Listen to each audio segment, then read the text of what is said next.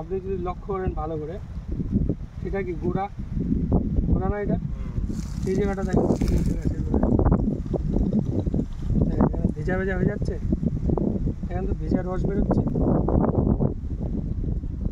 বেরোচ্ছে রস। এই জায়গাটা যদি আমি একটু ভাঙে দিই তাহলে কি দেখতে পাচ্ছেন যে চামটা কি পচে গেছে, পুচপা ধরছে দেখে এই পাতাগুলো ঝরে গেছে।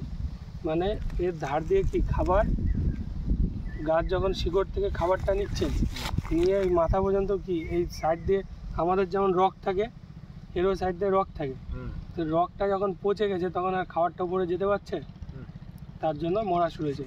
শুধু এটা একটা পচা না, এটা যদি আপনি আরও নিচে যান, এই দেখেন তো এই পচাটা আরও বাড়ছে, এই রস হয়ে গেছে। আর আপনি যদি এই শিকড়টাতে চলে আসেন, একদম শিকড়, এটা তো একদম শিকড়, এই নিচ সাইডটা যদি আপনি দেখেন তাহলে দেখেন এর মধ্যে কী চলে আসছে, এই যে পচে গেছে, দেখেন পচছে,